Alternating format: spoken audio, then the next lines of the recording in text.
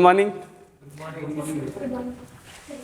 आज हम लोग कल के क्लास को कंटिन्यू करेंगे जहाँ से हम लोग कल छोड़े थे, आज वहीं से शुरू करेंगे। लेकिन उससे पहले थोड़ा सा रिवीजन करेंगे, ठीक है। रिवीजन करने से क्या होता है ना कि माइंड में रिकॉल हो जाता है चीज़ें, और रिकॉल करने से बैठता है दिमाग में। एक ही चीज़ को 2-3 बार पढ़ने से क्या होता है कि दिमाग में वो होता है ना, सबकॉन्शियस माइंड जो होता है हमारा, जहाँ पे चीज़ें याद तो डायरेक्ट नहीं रहती है, लेकिन क्वेश्चन देखने के बाद वो क्लिक करता है, होता है ना। तो सारा चीज़ को वहाँ पे शिफ्ट करना है सबकॉन्शियस माइंड में। तो जब वहाँ शिफ्ट होगा ना तो लगेगा कि कुछ आता नहीं है, लेकिन जैसे क्वेश्चन देखिएगा ना सब आएगा आपको।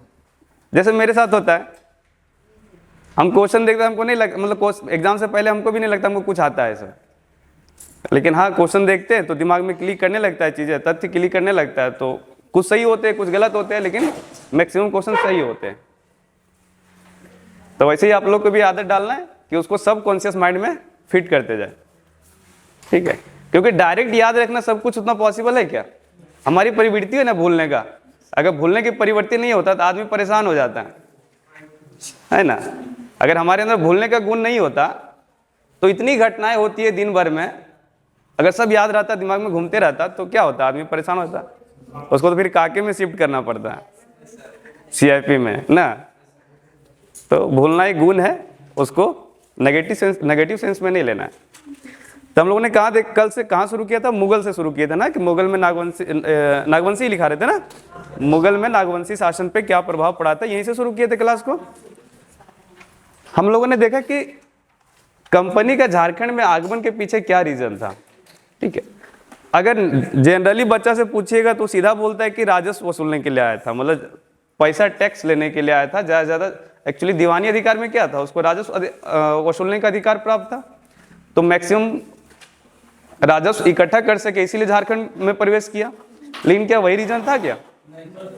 अब आप तो 2-3 रीजन और दे सकते हैं कि एक तो मराठों पे नियंत्रण स्थापित करना था, जमींदारों पे नियंत्रण स्थापित करना था, ठीक है, व्यापारिक मार्ग को सुरक्षित करना था। और इन सारे बोल सकते हैं कि मोटिव को लेकर के वो झारखंड में प्रवेश किए थे। सिर्फ एक ही मोटिव नहीं था उनका, मतलब बोल सकते हैं कि जो हम लोग जनरली तौर पे बोलते हैं कि राजस्व वसूलने आया था, ये एकमात्र मोटिव नहीं था, इसके अलावा बहुत सारे मोटिव थे। झारखंड में आने के बाद किस तरह से उनका प्रसार हुआ, पहला जो इम्पैक्ट पड़ा उसका किस क्षेत्र में पड़ा था? ढालभूम वाले क्षेत्र में हम लोगों ने देखा, जहाँ जगन्नाथ ढाल ने विद्रोह किया हुआ था। तो पहला अगर विद्रोह जो हुआ अंग्रेजों के विरुद्ध तो कौन था? ढाल विद्रोह था, 10 वर्षों तक चला था। उसके बाद हम लोग देखते हैं कि उस जो अंग्रेजों का अगर मराठों पे नियंत्रण स्थापित करना था तो कहाँ पे उसको अपना बोल सकते हैं कि नियंत्रण स्थापित करना जरूरी था?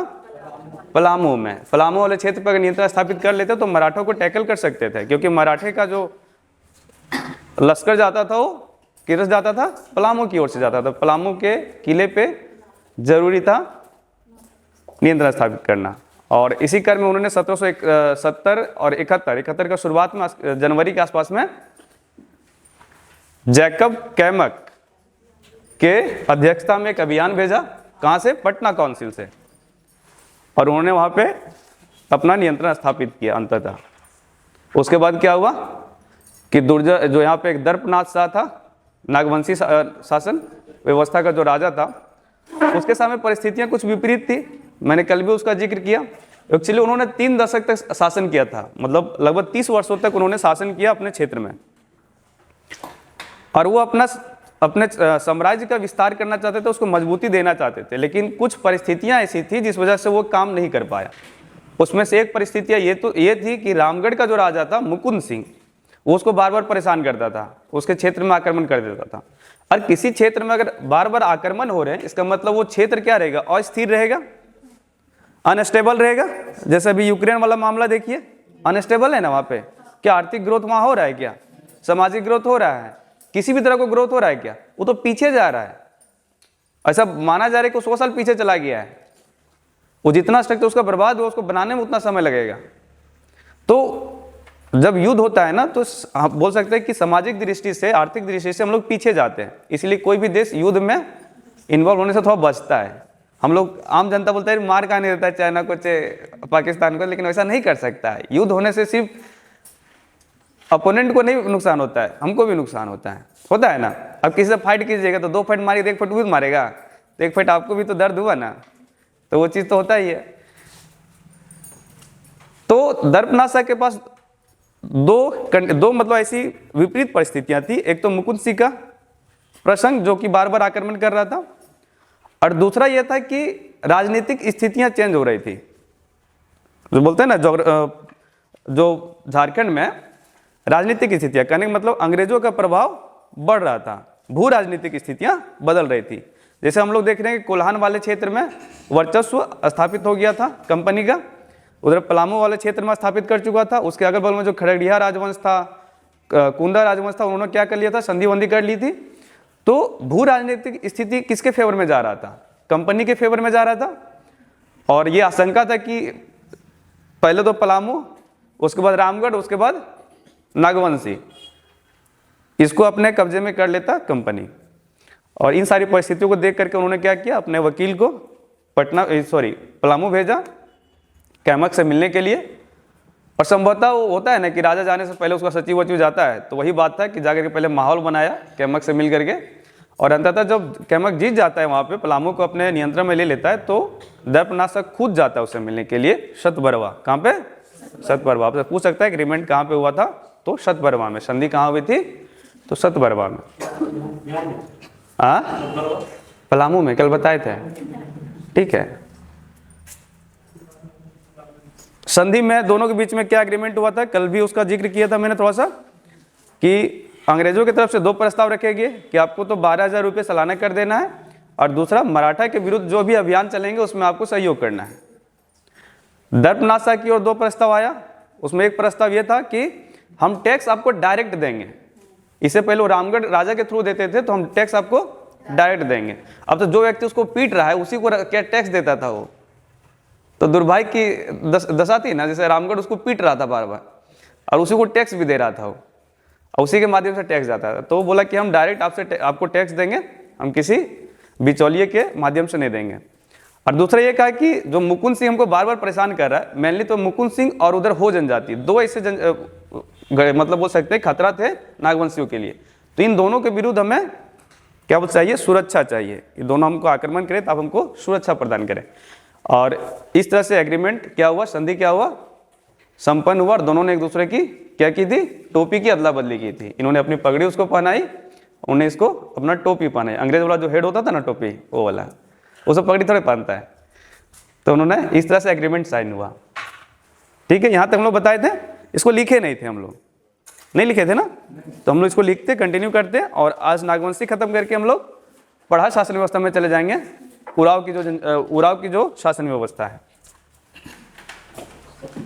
आप नए लग रहे हैं क्लास में, पहले क्लास है, कोई बात नहीं, समझ में आएगा। पहला क्लास है, 2-4 क्लास कीजिएगा ना तो चीजें समझ में आने लगेगी।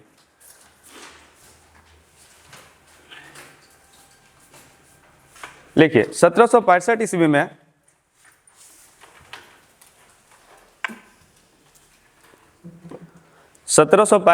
में कंपनी को, यानी कि ईस्ट इंडिया कंपनी, उसको EIC भी लिखते हैं शॉर्ट फॉर्म में, पता है ना। हाँ, ईस्ट इंडिया कंपनी को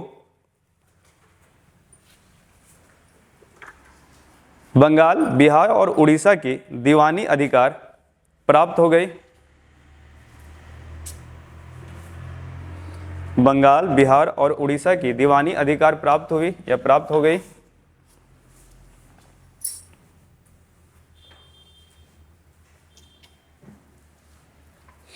इसके 2 वर्षों के पश्चात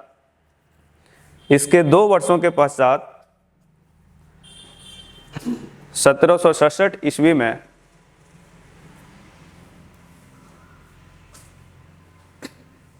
यानी 1767 ईस्वी में सिंहभूम की ओर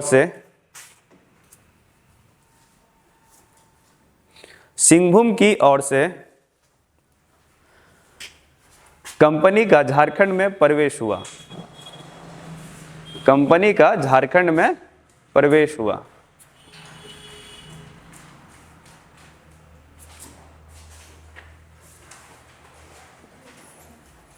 ठीक है। कंपनी का झारखंड में शासन, ऐसे लिखिए, कंपनी का झारखंड को नियंत्रण करने के पीछे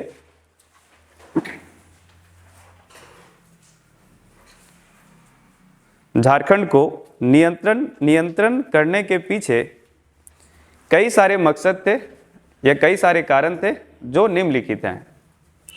मैं इसलिए लिखा देता हूं ना कि कभी आप भूल जाएं और पढ़ें तो याद आए चीज़ों को। ऐसे ही इससे क्वेश्चन हो सकता है ना पूछे, लेकिन नॉलेज के लिए तो जानना जरूरी है ना। सिर्फ जो पूछेगा वही हम लोग पढ़ लें तो टॉप ना कर जाए, है क्या नहीं। मान लो जो फैक्ट पूछने वाला है वही पहले से हमको पता हो कि यही पूछने वाला है, जैसे अगर हुआ था तो क्या होगा, टॉप कर जाएंगे हम लोग। तो इसलिए लिखिए क्या, कई सारे मकसद थे, कई सारे कारण थे, उसमें से पहला कारण लिखिए। अच्छा, उसको अगर आप और बेहतर तरीका से लिखना है तो 2 कारण कर दीजिए। कई सारे कारण थे ना, तो आप कारण लिख करके 2 लाइन, राजनीतिक कारण, आर्थिक कारण, ऐसे, ठीक है। वैसे थोड़ा सा कॉपी और एट्रैक्टिव दिखता है। किसी को दिखाइएगा नोट्स तो पूछेगा कौन पढ़ाया था, और सूरज सर पढ़ाए थे, ठीक है, तो मेरा भी थोड़ा सा इंप्रेशन बढ़ जाएगा।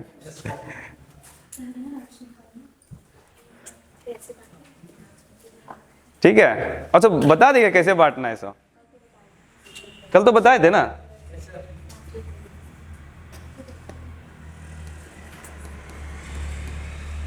अब अच्छा, बोर्ड में मेरा राइटिंग खराब है, लेकिन ऐसे ही मेरा राइटिंग बहुत बढ़िया है, ठीक है। बोर्ड में हम लिख नहीं पाते हैं मतलब सही से, तो इसलिए राइटिंग मेरा थोड़ा खराब दिखता है, लेकिन ऐसी राइटिंग मेरा बहुत बढ़िया है। कल भेजे थे, आप लोग देखे ग्रुप में। वो वाला मैप थोड़ा थोड़ा दिमाग में रखिएगा, ठीक है, क्योंकि जब भी हम लोग देखेंगे ढालभूम क्षेत्र, मानभूम क्षेत्र, वीरभूम क्षेत्र बोलेंगे ना, तो दिमाग में क्लिक करना चाहिए किस वाले क्षेत्र में था वो, समझ रहे बात को। इसीलिए हम उसको भेजे पहले कि आप उसको थोड़ा सा माइंड में रखिएगा। थोड़ा बहुत अगर याद रहा ना कि खड़गड़िया वंश किधर था, कुंदा किधर था, पलामू किस साइड था, वीरभूम किसे बोलते हैं, ढालभूम किसे बोलते हैं, ठीक है, बड़ा भूम कौन सा था, मानभूम कौन सा था, तो चीज़ें थोड़ा सा दिमाग में बैठेगी। मैप से क्या होता है ना कि चीज़ें थोड़ा ज़्यादा अच्छे से दिमाग में सेट होता है, ठीक है। तो राजनीतिक कारण और आर्थिक कारण।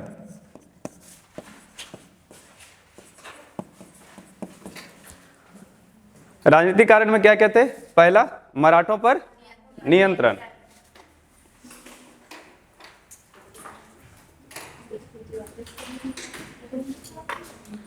पहला डालिए मराठों पर नियंत्रण। दूसरा,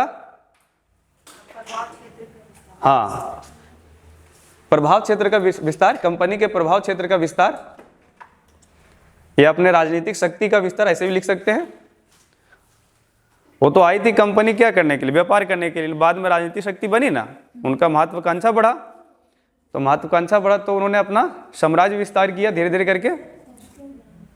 राजनीतिक क्षेत्र का विस्तार या राजनीतिक प्रभाव का विस्तार। दूसरा लिखिए, आर्थिक में क्या था, जमींदारों पर नियंत्रण,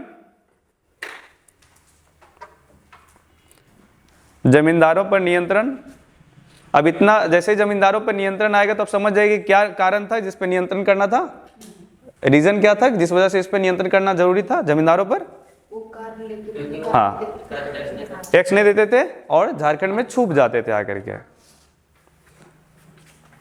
दूसरा इसमें आर्थिक में दूसरा लिखिए, व्यापारिक मार्गों को सुरक्षा प्रदान करे या सुरक्षित व्यापार मार्ग का विकास, ऐसे भी लिख सकते हैं, सुरक्षित व्यापारिक मार्ग का विकास। कहां से कहां, कलकत्ता से बनारस, ऐसे क्या ब्रैकेट में लिख सकते हैं, सुरक्षित व्यापारिक मार्ग का विकास, बनारस।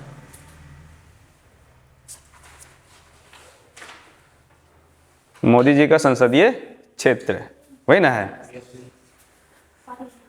नेक्स्ट लिखिए, राजस्व की वसूली, अधिक से अधिक राजस्व की वसूली, ऐसे लिखिए, अधिक से अधिक राजस्व की वसूली।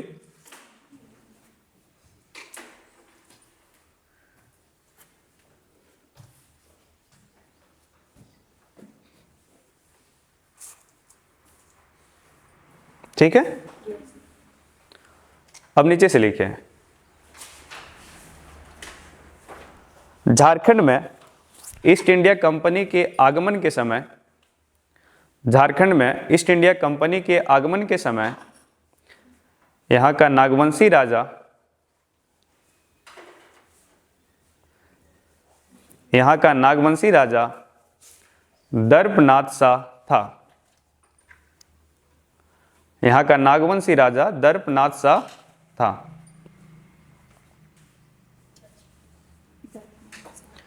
दर्पनाथ शाह, फुल स्टॉप के बाद, दर्पनाथ शाह ने लगभग 3 दशक तक शासन किया। दर्पनाथ शाह ने लगभग 3 दशक तक शासन किया।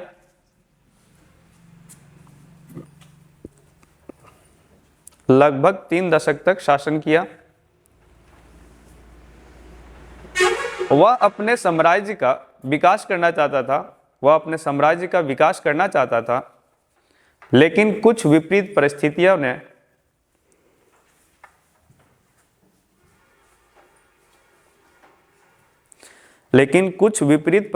ने उसे ऐसा करने नहीं दिया। लेकिन कुछ विपरीत परिस्थितियों ने उसे ऐसा करने नहीं दिया। Full stop. ये विपरीत परिस्थितियां थी, ये विपरीत परिस्थितियां थी।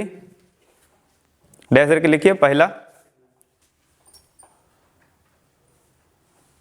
क्या लिखिएगा? पहला हाँ, तुरंत भूल गए। हाँ, रामगढ़ के राजा मुकुंद सिंह का, रामगढ़ के राजा मुकुंद सिंह द्वारा, ऐसे रामगढ़ के राजा मुकुंद सिंह द्वारा नागवंशी क्षेत्र पर बार बार आक्रमण करना।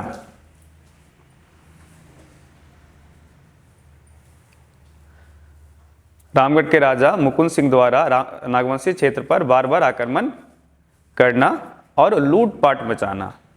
आक्रमण करना और लूटपाट मचाना। इससे क्या होगा? साम्राज्य अस्थिर हो जाएगा। राज्य क्या हो जाएगा? अस्थिर हो जाएगा, अनस्टेबल हो जाएगा। ठीक है। दूसरा लिखिए। दूसरा कारण क्या था? भू राजनीतिक क्षेत्रों का, भू राजनीतिक शक्ति का, क्षेत्रों का, भू राजनीतिक शक्ति का परिवर्तन होना।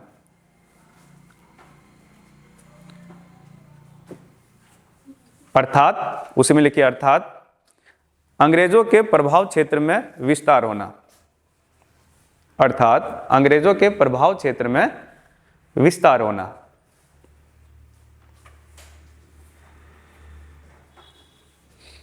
ठीक है।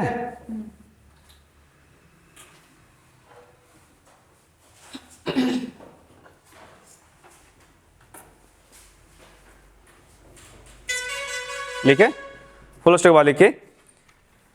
इन परिस्थितियों ने दर्पनाथ शाह को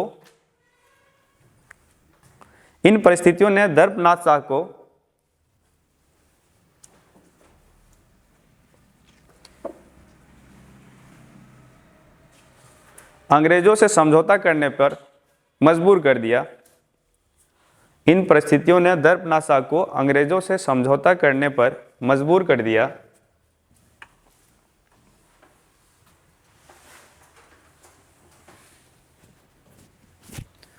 उसने 1771 ईस्वी में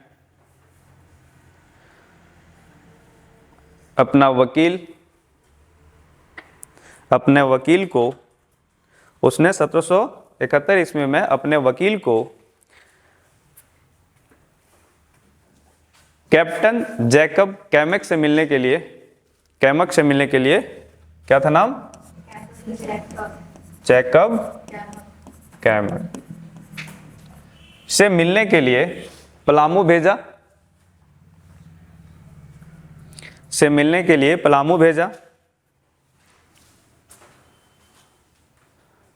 फुल स्टॉप।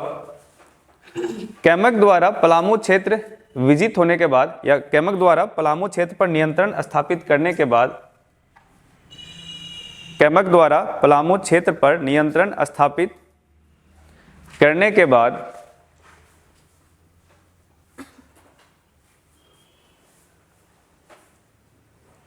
कैमक द्वारा पलामू क्षेत्र पर नियंत्रण स्थापित करने के बाद दर्पनाथ शाह स्वयं या खुद दर्पनाथ शाह खुद शतबरवा जाकर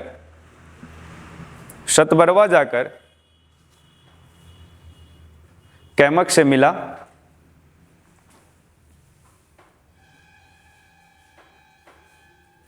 शतबरवा जाकर कैमक से मिला और दोनों के बीच में संधि हुई।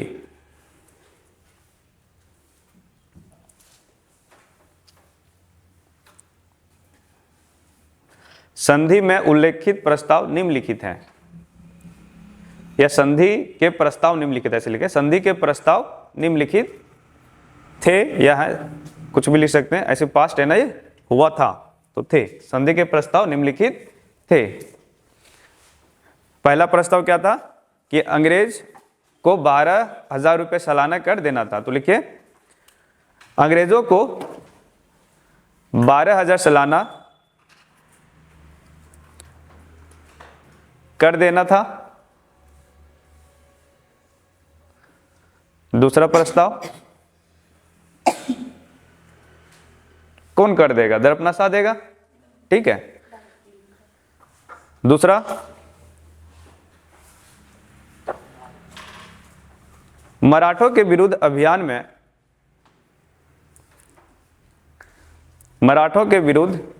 अभियान में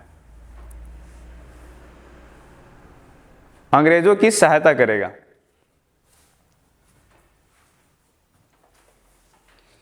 अंग्रेजों की सहायता करेगा। तीसरा,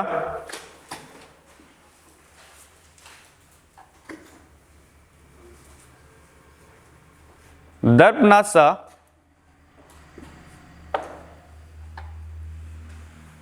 को अंग्रेज सुरक्षा प्रदान करेंगे। दर्पनाथ शाह को अंग्रेज सुरक्षा प्रदान करेंगे। और तीसरा,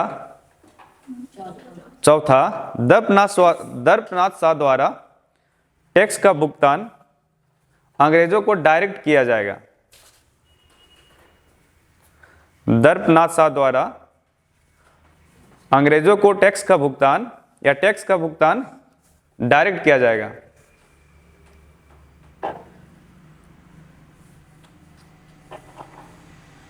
इससे पूर्व, उसमें लिखे इससे पूर्व रामगढ़ के राजा के द्वारा टैक्स दिया जाता था। इससे पूर्व रामगढ़ के राजा के द्वारा टैक्स दिया जाता था,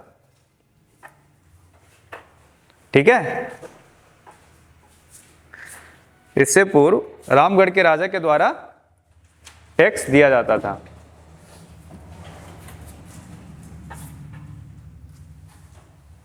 ठीक है, समझ में आया? पैराग्राफ चेंज कर लीजिए। ईस्ट इंडिया कंपनी के झारखंड में आने के बाद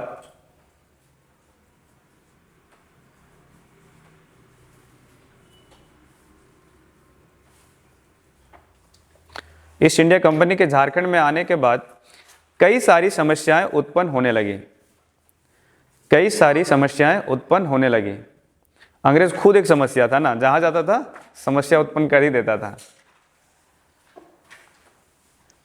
तो बाद में देखिएगा आप लोग, जब चर्च का आगमन होता है, ईसाइयों का जब आगमन होता है, उसमें भी कुछ कुछ परेशानियां होती है, ठीक है।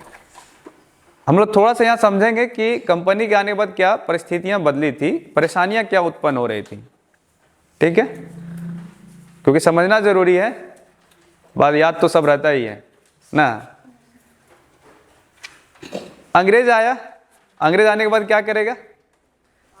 अपनी शासन व्यवस्था को कायम करेगा, क्योंकि किसी पर अगर नियंत्रण स्थापित करना है तो हम अपना ही शासन व्यवस्था अगर वहां पे अप्लाई करेंगे तभी ना उस पर नियंत्रण स्थापित किया जा सकता है। उसके शासन व्यवस्था से हम उसको बोल सकते हैं कि अपने कंट्रोल में कर सकते हैं क्या? अगर नागवंशी शासन व्यवस्था कायम रहता, मुंडा मान के शासन व्यवस्था कायम रहता, मुंडा शासन व्यवस्था कायम रहता, तो उसके प्रशासन में एंट्री कैसे करता है, सब उसको कंट्रोल कैसे करता, क्योंकि ये सब लोकतांत्रिक तरीके से अपना शासन चला रहे थे, पहले ही बताया था। बैठते थे, कोई भी घटना घटी उस पर विचार विमर्श किया, आम सहमति से डिसीजन दिया जाता था। डिसीजन अगर नहीं मान्य है तो ऊपर चले जाइए, हाई कोर्ट का दरवाजा खटखटाइए, वहां भी नहीं माने सुप्रीम कोर्ट जाइए। जैसे अभी भी सुप्रीम कोर्ट में क्या होता है कि अंतिम निर्णय होता है उसका, वैसे वहां उसमें भी सुप्रीम कोर्ट का अंतिम निर्णय आके जो सर्वोच्च जो उसका मैकेनिज्म होता था, ठीक है, सब मुंडा संघ जो हो गया था 22 पाढ़ा वाला सिस्टम, तो यहाँ नागवंशी में राजा होता था, नागवंशियों में जो 22 पाढ़ा का प्रधान हो वो राजा होगा, ठीक है। तो राजा के पास जो अंतिम मुकदमा गया तो उसका अंतिम निर्णय होता था। तो इस तरह से पूरा मामला चलता था। अगर यहाँ के जनजातियों से टैक्स लेना है, और टैक्स का क्या बताए थे कि टैक्स यहाँ पे राजा नहीं लेता था, मुगल के आने से पहले राजा टैक्स वसूलता नहीं था, और मुगल के आने के बावजूद भी अगर टैक्स लिया गया ना तो बहुत सीमित स्तर पर लिया गया था, ताकि सिर्फ मुगलों को टैक्स दिया जा सके और आम जनता सही तरीके से रह सके। आखिर यहाँ पे जनजातीय लोग रहते थे, वो कितने उन्नत कृषि कर सकते थे, सवाल ये भी तो है ना। उस समय मैक्सिमम लोग क्या थे, ट्राइबल ही थे। अब देखें कि 1930 के आसपास में यहाँ 40% ज़्यादा ट्राइबल है, 30-40 के आसपास में, 1930-40 के आसपास में। बाद में जब 60-70 का दशक जब आता है ना, जब यहाँ औद्योगिकरण का प्रारंभ होता है, तो बाहरी लोगों का प्रवेश बहुत ज़्यादा हुआ, और फिर यहाँ का जो बोल सकते हैं कि पॉपुलेशन का जो क्या बोलते उसको, नहीं ग्राफ, ठीक है, वो परिवर्तन होने लगा था, ठीक है। बाहरी लोगों का जब प्रवेश होने लगा यहाँ पे, तो देखिए जनजाति तो उतना थे ही, लेकिन बाहरी लोगों का प्रवेश होने से क्या हुआ कि परसेंटेज उसका डाउन होने लगा। समझ बात को, हम लोग देखते हैं कि उस समय परसेंटेज 40% था, इसका मतलब ये थोड़ा कि 86 लाख उस समय भी पॉपुलेशन था जनजातियों का, अभी 26.2% है। तो पॉपुलेशन तो बढ़ा है, लेकिन रेशियो में पॉपुलेशन क्या हुआ है, कम हो गया है, और उसके जगह पे बाहरी लोग आकर के यहाँ पे बस गए। तो नागवंशी या फिर यहाँ के जनता पे कर तो लिया जा रहा था, लेकिन उतनी कठोरता से कर नहीं लिए जा रहे थे। और कंपनी का मेन मोटिव एक ये भी था कि यहाँ पे कर वसूलना, यहाँ के लोगों को शासित करना है, यहाँ के लोगों को अपने नियंत्रण कंट्रोल में करना है। जनजातियों को कंट्रोल करने के जो एक सबसे बड़ा मैकेनिज्म था कि उसके शासन व्यवस्था को ध्वस्त कर दो। जब उसका शासन व्यवस्था ही ध्वस्त हो जाएगा, तो अगर न्याय मांगना तो किसके पास जाएगा, अंग्रेज के पास जाएगा। प्रशासन में किस तरह सहायता मांगना किसके पास जाएगा, अंग्रेज के पास जाएगा। लड़ाई झगड़ा होगा किसके पास जाएगा, जो अंग्रेज का पुलिस व्यवस्था कायम था उसके पास जाएगा, है ना। तो इस तरह से जनजातियों पे क्या करेगा, वो कंट्रोल स्थापित कर लेगा, ठीक है। तो कंपनी जब झारखंड आई ना, तो उन्होंने क्या किया, अपनी नई प्रशासनिक व्यवस्था लागू कर दी, अपनी न्यायिक व्यवस्था लागू कर दी, कोर्ट वाला सिस्टम ले आया, साथ ही साथ पुलिस व्यवस्था कायम कर दी। और ये इन सारी व्यवस्थाओं ने क्या किया कि यहाँ का जो पारंपरिक शासन व्यवस्था था उसको ध्वस्त कर दिया, उसको खत्म कर दिया, लोग डिक्लाइन कर गई पूरी तरह से। अब सवाल ये था कि इससे परेशानियां क्या उत्पन्न, वो तो अच्छे के लिए, अंग्रेज तो बोलता था हम अच्छे के लिए ला रहे हैं, हम कोर्ट स्थापित किए तो आपको न्याय देने के लिए लाए, पुलिस लाए ताकि अपराध को कंट्रोल कर सके, हम नई प्रशासनिक व्यवस्था लाए ताकि प्रशासन में एंट्री दे सकें, सबका विकास कर सकें। उनका तो यही ना मकसद रहता था कि गलत चीज़ों को भी हम सही तरीके से प्रेजेंट कर दें, ये आता था उनको बहुत बढ़िया से, तो अपनी की ओर से वो अच्छे तरह से प्रेजेंट कर देते थे। लेकिन जनजातियों के ये व्यवस्था अगर सदानों में अप्लाई होती, आप देखते होंगे कि जो मैदानी क्षेत्र है वहाँ पे अप्लाई तो वहाँ कम विद्रोह है, लेकिन जनजातीय क्षेत्र में अगर अप्लाई है तो वहाँ पे ज़्यादा विद्रोह है। हमारा विद्रोह का इतिहास देखते हैं, आया तो ऐसे ही विद्रोह हो गया, 1767 में आया वैसे ही विद्रोह हो गया ना। और साथ ही साथ इन लोग एक काम और भी करते थे, जो यहाँ का जो राजा होता था ना, उसके प्रशासन में भी इंटरफेयर करते थे, किसको राजा बनाना है, किसको हटाना है, मतलब किंग मेकर का काम करने लगे थे ये लोग। और यहाँ की जनजातियों का राजा के साथ एक संबंध होता था, भावनात्मक जुड़ा होता था। ये सिर्फ हमारे मतलब ट्राइबल्स में नहीं, ऐसे भी जो राजा होते थे उसके साथ भावनात्मक जुड़ाव होता है। हमारे मोदी के साथ भावनात्मक जुड़ाव नहीं है क्या, है ना। कोई अगर बाहर वाला कोई बोल दे मोदी को कुछ, तो पता चल जाएगा उसको, और घर में घुस के मारने बात करने लगता है कि पाकिस्तान आकर के मार देंगे, ऐसे बोलता है ना। तो एक्चुअली वो हमारे समुदाय से है भी नहीं, हम यादव समुदाय से हैं या फिर कोई किसी भी समुदाय से है, लेकिन वो हमारे समुदाय है ना उनसे, क्योंकि हमारे देश के वो प्रधानमंत्री हैं, ठीक है। तो उसी तरह उस समय राजा जो था वो जनता से सीधा जुड़ा हुआ होता था, और खास करके जो जनजातीय राजा होते थे वो जनता से सीधे जुड़े हुए होते थे। सीधे करने मतलब कोई परेशानी हुआ तो सीधा बिना रोक टोक का, बिना इथी का राजा के पास जा सकते हैं किसी भी समय। और राजा, यहाँ का राजा वैसा नहीं होता था मुगलों जैसा कि सिंहासन पे बैठा है ऐसे किया हुआ है, वो तो दर्पनाथ सा सीख के आया था वहां से मुगलों से, वैसा उन्होंने किया। लेकिन उससे पहले या बाद का राजा देखें तो राजा का महल होता था थोड़ा सा, लेकिन उतना भी लाव लश्कर नहीं होता था कि आम जनता से उनका पूरा कटाव रहे। तो जैसे ही राजा को चेंज करता था ना, जनता भड़क जाती थी, जनजातीय लोग भड़क जाते थे। और ढाल विद्रोह के कारण भी यही था कि जगन्नाथ ढाल को हटा दिया, वहां का जो भूमि जनजाति था वो भड़क गया, ठीक है। और भूमि जनजाति जब भड़क गया तो उसको सपोर्ट कर दिया ये जगन्नाथ ढाल ने, और तो उसका नेतृत्व प्रदान कर दिया। तो 10 साल तक युद्ध चला, संघर्ष चला। ये तो थी कि राजा के प्रशासन में, यानी कि राजा किसको नहीं बनाना उसमें ये इंटर कर रहे थे। साथ ही साथ जब प्रशासनिक व्यवस्था कायम कर दिए ना, तो यहाँ का जो प्रशासनिक व्यवस्था था वो तो खत्म हो गया। अब मान लीजिए समाज में कोई अपराध हुआ, मान लीजिए हम एक व्यक्ति हैं और मेरा कोई अपोनेंट है, हम दोनों के बीच में अपराध हुआ, हम लोग मुंडा जनजाति से हैं, ठीक है। हमारी प्रशासनिक व्यवस्था को उन्हें खत्म कर चुका है, जहाँ पे हम न्याय के लिए जा सकते हैं, जहाँ पे हम फरियाद कर सकते हैं। हम कहाँ जाएंगे? कोर्ट जाएंगे। अब जब पुलिस के पास जाएंगे, पुलिस भी उसी की सुनती थी जिसके पास धन होता था या जिसके पास पावर होता था।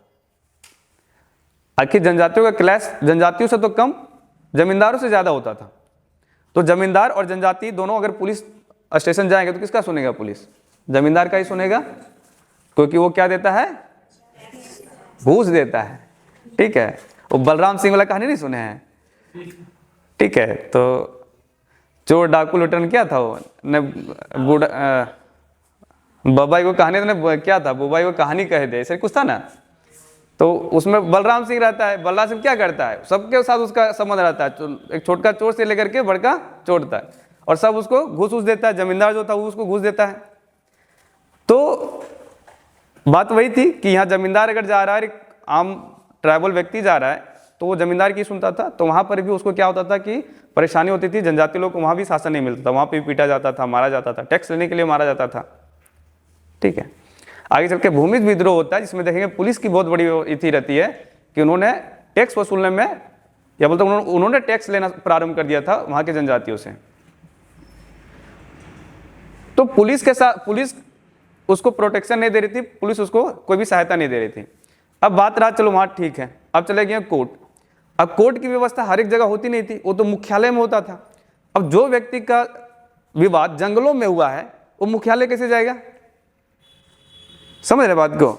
एक तो जाने आने में परेशानी उतना दूर, और वहां गया तो वहां सब इंग्लिश में बड़बड़ा रहा है, और ये सब क्या कहते हैं, जनजातीय भाषा बोलने वाला हो बोल रहा है, कोई कुड़ुक बोल रहा है, कोई मुंडारी बोल रहा है, कोई माल्टो बोल रहा है। तो वहां अंग्रेजी का वर्चस्व था, तो जिसके पास ज्ञान है वो वहां पे जीतता था। तो किसके पास ज्ञान रहेगा? जमींदार के पास कि जनजातियों के पास? जमींदार के पास। और सिर्फ यहां तक ये लोग नहीं रुके थे, बाद में जब ईसाई धर्म आता है ना, तो ईसाई धर्म ने क्या किया कि लोगों को कन्वर्ट करना प्रारंभ किया। और कन्वर्ट करने से क्या होता है, उसकी संस्कृति ही चेंज होने लगी, यानी उसकी संस्कृति पर ही खतरा हो गया था। और ये सबसे मेन रीजन था मुंडा विद्रोह का, कि संस्कृति पे खतरा उत्पन्न हो गया था मुंडाओं का। अब लग रहा था कि उनकी संस्कृति पूरी तरह से बदल जाएगी, मतलब संस्कृति उनका खत्म हो जाएगा, शरणा संस्कृति जो है आदि धर्म का, वो खत्म कर जाएगा, डिक्लाइन कर जाएगा। तो एक तो उसने भी परेशानी उत्पन्न की, और साथ ही साथ बहुत सारे ऐसे घटनाओं भी देखने को हम लोग मिलता है कि जो यहाँ के जमींदार थे ना, वो ट्राइबल लोगों के बेटियों को, बहुओं को अपहरण करके उसका बलात्कार कर देते थे। आप देखते हैं कोल विद्रोह का जो मेन रीजन था, तत्कालिक रीजन जो कोल विद्रोह में था, यही था। सुरगा मुंडा एक व्यक्ति है, उनके वाइफ को किडनैप कर लेता है और उसका बलात्कार कर देता है एक मुस्लिम जमींदार। उसी तरह एक सिख जो सिंदरा मान के बिंद्रा मान की दो उसकी बहनें हैं, उसका किडनैप करके सिख जो जमींदार है उसका बलात्कार कर देता है। उससे पहले जितनी व्यवस्था थी उसको तो कष्ट करके सही रहा था कि चलो शासन नहीं, मतलब क्या कहते हैं, न्याय नहीं मिल रहा है, किसी तरह कोई सुविधाएं नहीं मिल रही है, खाने को बेहाल है, सब कुछ। लेकिन जब उसके आत्मसम्मान पे ठेस पहुंचा तो विद्रोह तो भड़केगा ही ना। अब मान लीजिए एक घटना हमारे साथ होती है तो हम क्या इसमें रिएक्ट नहीं करेंगे? अगर मेरी घर की महिलाओं पे कोई हाथ डालता है तो ऑब्वियस है कि हम रिएक्ट करेंगे, क्योंकि हमारे आत्मसम्मान की बात थी ना। अभी तक हमारे आत्मसम्मान पे ठेस नहीं आया था, बोल सकते कि हमारे आजीविका पे ठेस आया था, लेकिन ये आत्मसम्मान की बात थी, जनजातियों के आत्मसम्मान पे चोट किया था उन्होंने। और इस वजह से क्या हुआ था कि बहुत सारे विद्रोह झारखंड में हो रहे थे। आप देखेंगे लगातार विद्रोह होता है झारखंड में। तो ये सारे बहुत सारे मतलब ये सारे रीजन थे जिसकी वजह से झारखंड में विद्रोह होने का एक मेन रीजन बोल सकते हैं। हाँ, इसमें से कुछ रीजन किसी खास विद्रोह में काम कर रहा है, जैसे ये तो कॉमन रीजन है सब में, लेकिन आप बोलेंगे कि ये सारे रीजन सारे विद्रोह में काम करे तो नहीं। अगर ढाल विद्रोह में अभी एक पढ़ा है ढाल विद्रोह, तो उसी का एग्जाम्पल ज़्यादा दे रहे हैं, क्योंकि यहाँ पे क्या, यहाँ पे प्रशासन में परिवर्तन कर दिया इसलिए विद्रोह भड़क गया।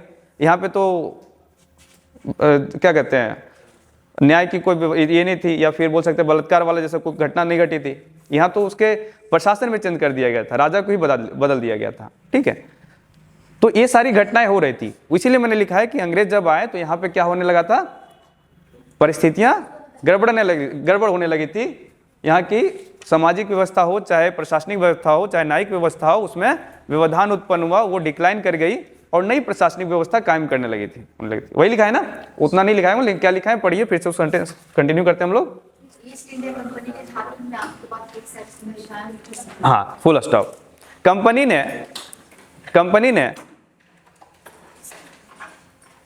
कंपनी ने छोटा नागपुर क्षेत्र में नई प्रशासनिक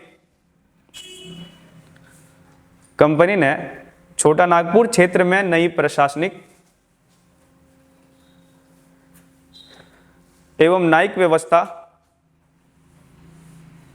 लागू की।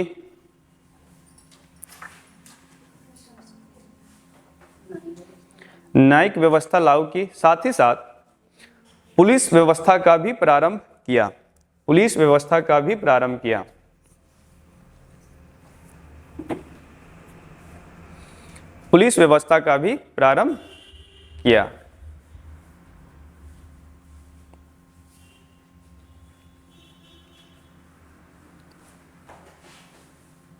नई व्यवस्था ने जनजातियों के अंदर असंतोष की भावना उत्पन्न की। नई व्यवस्था ने जनजातियों के अंदर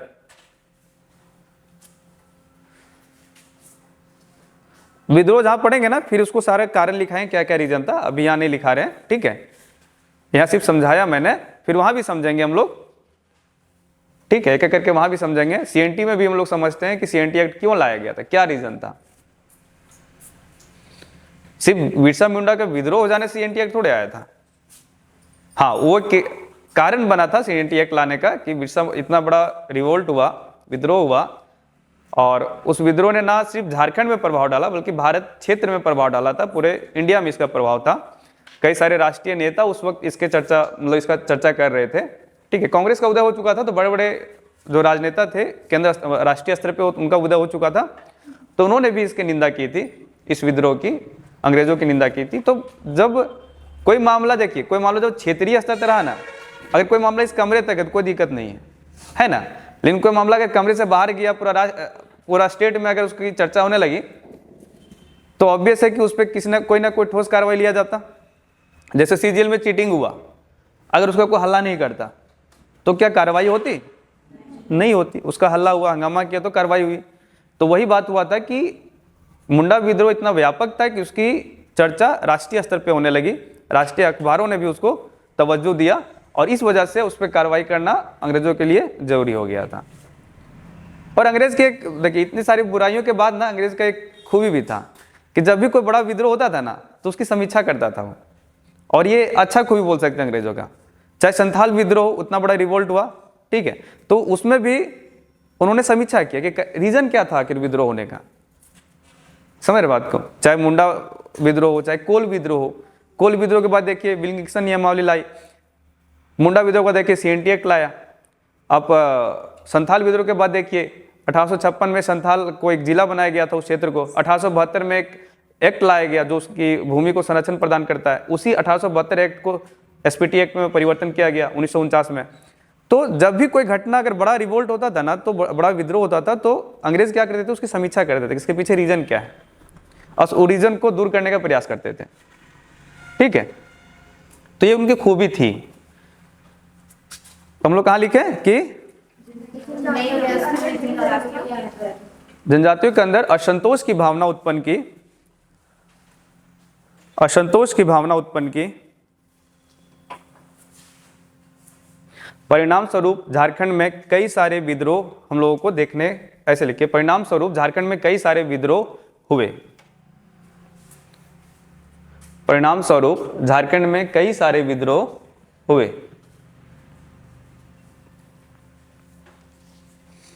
ठीक है, पैराग्राफ चेंज कर लीजिए और लिखिए 1870 में, 1870 में गोविंद नाथ शाह, 1870 में गोविंद नाथ शाह द्वारा अंग्रेजों को कर नहीं दिया जाने के कारण,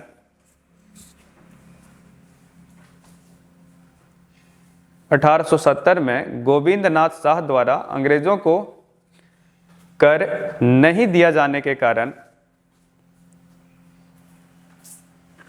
कंपनी ने नागवंशी शासन व्यवस्था को अपने अधीन कर लिया।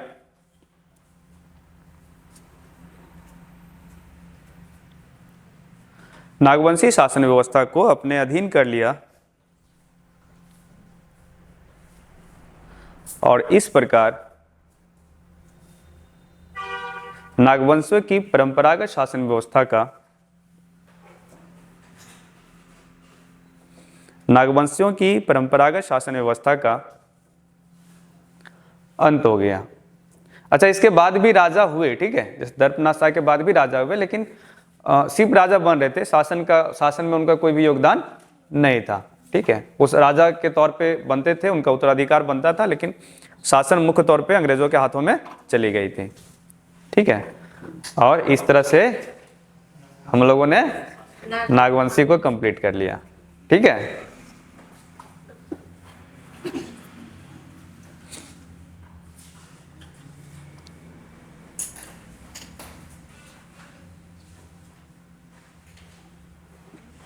कोई डाउट अगर नागवंशी में हो तो पूछ सकते हैं। एक नई बुक है, मैं हूँ झारखंड करके आया हुआ है, तो उसमें एक जगह लिखा हुआ है, जैसे लिखा हुआ उसमें जब नागवंशी शासन व्यवस्था आप देखेंगे ना, तो वहां पे लिखा हुआ है कि गांव का प्रधान को महतो बोलता है लोग, महतो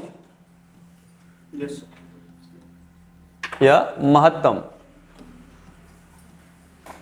ठीक है, जो गांव ऐसे लिखा हुआ है, गांव का प्रधान लिखा है, गांव का प्रमुख अधिकारी के रूप में इसको बोला है कि गांव का जो प्रमुख अधिकारी है उसमें एक महत्व है, या फिर उसको महत्तम भी बोला गया है।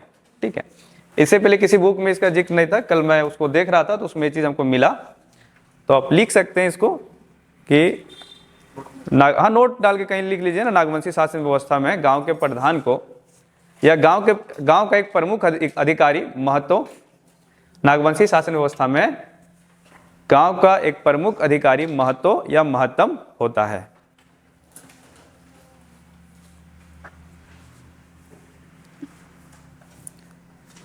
अब आप कोई भी बुक ले लीजिए, जाके मिलाइए, मेरा नोट से ज्यादा नहीं लिखा होगा, जितना मैंने लिखाया है उससे ज्यादा कोई बुक नहीं लिखा होगा।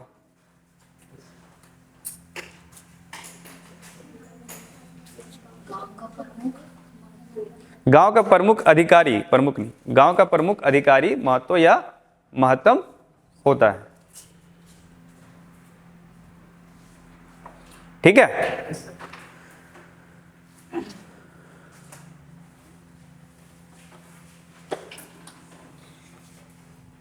समझ गए? नागवंशियों की अंतिम राजधानी कौन सी थी? रातू या रातुका। ठीक है, याद था ना? कि इनको सीक्वेंस में सारा राजधानी याद है, जैसे चेंज हुआ, हाथ खड़ा कीजिएगा सिर्फ, मतलब पहला राजधानी कौन था नागवंशी का, उसके बाद कौन हुआ, उसके बाद कौन हुआ, जैसे लिखाते गए हैं कि कौन सा राजा कहाँ पे नागवंशी, मतलब कहाँ पे राजधानी बना रहा है नया, तो सीक्वेंस में किनको याद है? देख रहे हैं क्या आप लोग? कॉपी नहीं देखना है, हाथ खड़ा कीजिए, बस 2 ही लोग, 3, चलिए बोलिए आप, बैठ कर बोलिए, कोई दिक्कत नहीं। हाँ हाँ नहीं, आप बोलिए, आपसे पीछे, आपने हाथ खड़ा किया था ना, बोलिए। पहला रास्ता हमें स्तुतियांबे, हाँ दूसरा चुटिया, हाँ तीसरा खुखरा, हाँ और चौथा राता। बोलिए। पहले सुतियांबे, उसके बाद चुटिया, उसके बाद खुखरा, उसके बाद डोईसा, डोईसा के बाद पालाकोट, और उसके बाद रातुका। पालाकोट और रातुका, ठीक है, याद रखने हैं। कभी भी आपको हो सकता है क्रोनोलॉजी में सजाने के लिए दे दे कि कैसे कैसे राजधानी चेंज हुआ। खुखरा वो लिखा हुआ आपके कॉपी में, हमको पूछने की आवश्यकता नहीं, सारा कॉपी में आपका लिखा हुआ है। हाँ, वो तो क्लास में है तो छूटेगा ही ना, वो तो मेरा गलती थोड़े है। अगर हम ना लिखा है तो मेरा गलती है, अगर हम लिखाएं और आप क्लास में एब्सेंट रहें तो फिर आपकी गलती है ना। अब हम लोग नए शासन व्यवस्था को प्रारंभ करते हैं, जिसका नाम है पढ़ा शासन व्यवस्था।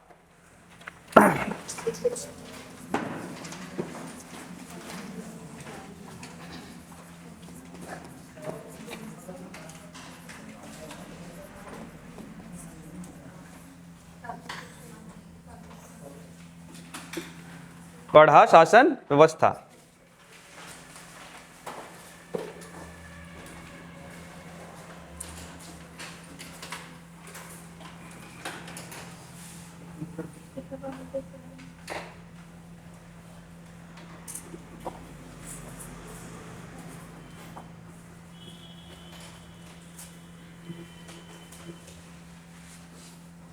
ये कौन सी जनजाति की शासन व्यवस्था है? उरांव की, ठीक है। तो क्वेश्चन इस मतलब इसको भी याद रखने कि किस जनजाति का शासन व्यवस्था का नाम क्या है, ठीक है। अब बैकलॉग का क्वेश्चन देखो, उसमें सीधा पूछा है ढोकलो सोहर शासन व्यवस्था कौन जनजाति से संबंधित है, किस जनजाति से संबंधित है? खड़िया से क्वेश्चन पूछा गया है ना। तो कभी कभी शासन व्यवस्था सीधे क्वेश्चन रहता है कि मतलब पढ़ा पंचायत किसे संबंधित है या पढ़ा शासन व्यवस्था किसे संबंधित है, ठीक है, या फिर ढोकलो सो। अब मुंडा वाला नहीं पूछा क्योंकि मुंडा का मुंडा सब जानता है, मुंडा मान के पूछ सकता है, मुंडा मान की शासन व्यवस्था किससे है, माझी प्रज्ञा शासन व्यवस्था किससे है, बड़ा शासन व्यवस्था किससे है, ठीक है, ढोकलो सोहर किससे है, इस तरह से पूछ सकता है। मुंडा आसान हो जाता है क्योंकि मुंडा का मुंडा ही शासन व्यवस्था उन्हीं का नाम से है। तो पढ़ा शासन व्यवस्था किससे है? उरांव से है, ठीक है।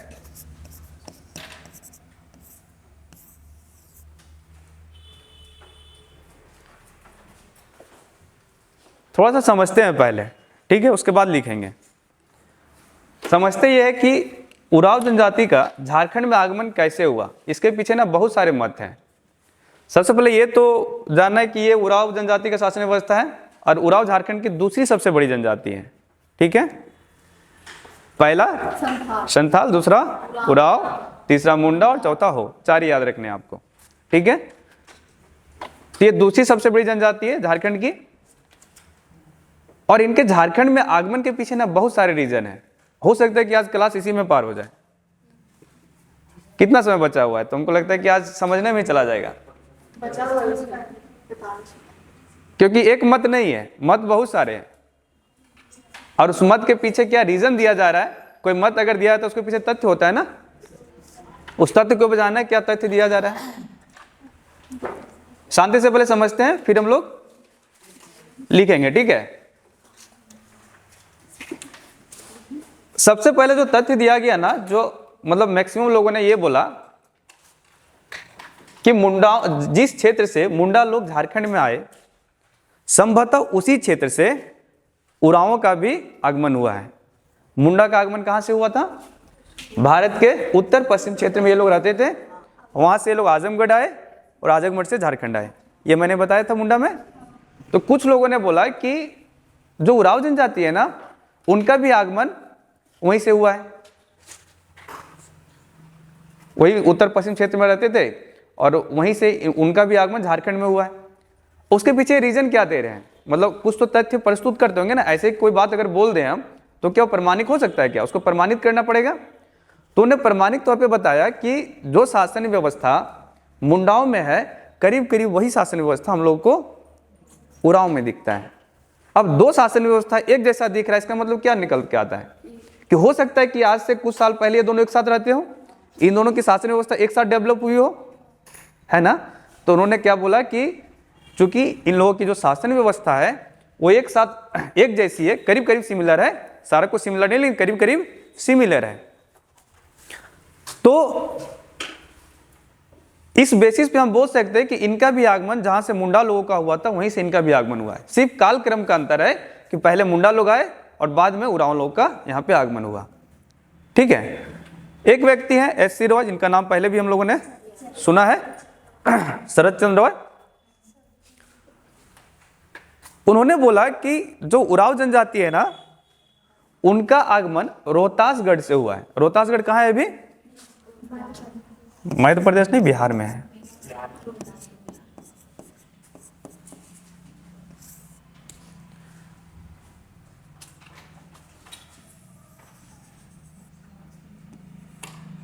ये झारखंड का कौन सा क्षेत्र है?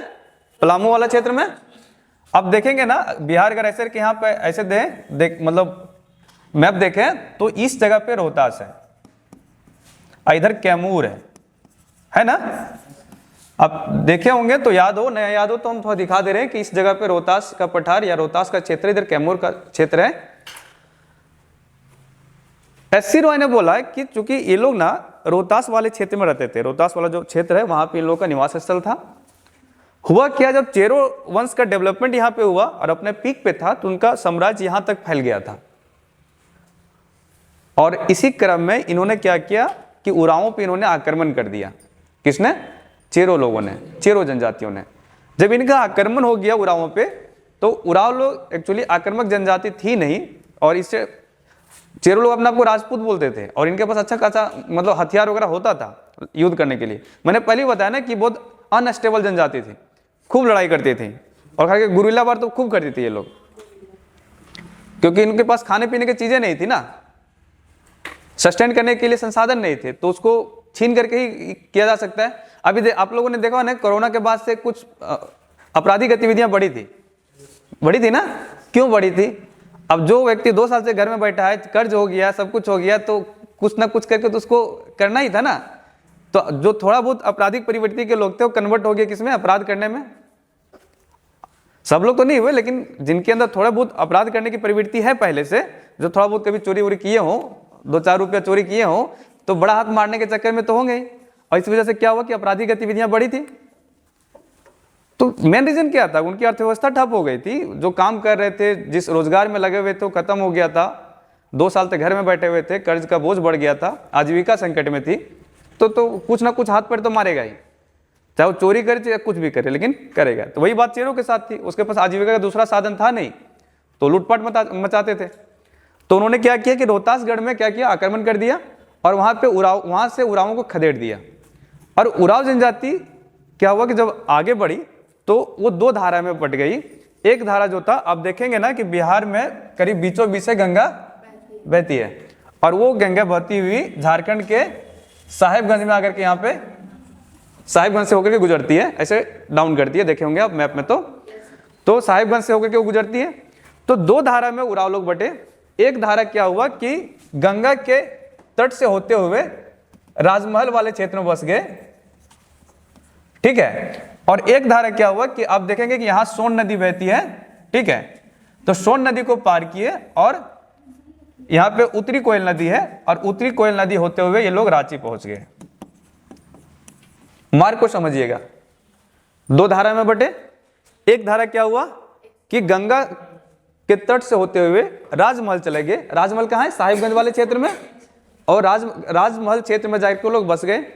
दूसरी जो धारा थी वो सोन नदी को पार की, ये सोन नदी है, तो सोन नदी को पार करके उत्तरी कोयल नदी को अपना मार्ग बनाया। पहले लोग मार्ग बनाते थे तो नदियों के बगल बगल से ही जाते थे, आपको पता है ना। आपने अगर डिस्कवरी देखा होगा तो उसमें बताता है ना, वो जो क्या नाम उनका, अरे जो कौन ग्रेट, हाँ, हमेन वर्सेस वाइल्ड वाला जो व्यक्ति है, हाँ, तो उन्होंने क्या, वो क्या बोलते हैं, जब भी आप फंस जाओ तो नदी को ढूंढो पहले, और नदी के सहारे आप किसी मतलब आप बस्ती तक पहुंच सकते हो। तो वही बात था कि पहले भी लोग मार्ग के लिए क्या करते थे, नदी का सहारा लेते थे, तो नदियों के बगल बगल से ही किसी अपने सुटेबल जगह पे पहुंच सकते थे।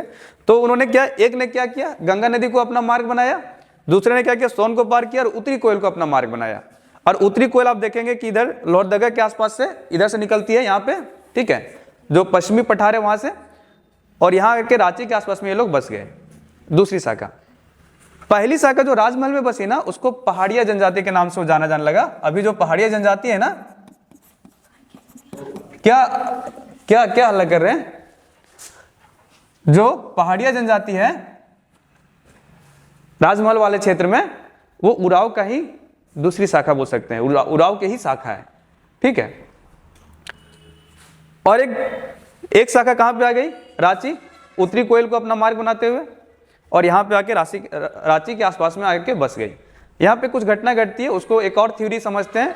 एक व्यक्ति और है जिनका थ्योरी ऐसी रॉय से मिलता जुलता है, तो उनको समझ लेते हैं, फिर हम लोग उसको समझें क्या घटना घटी।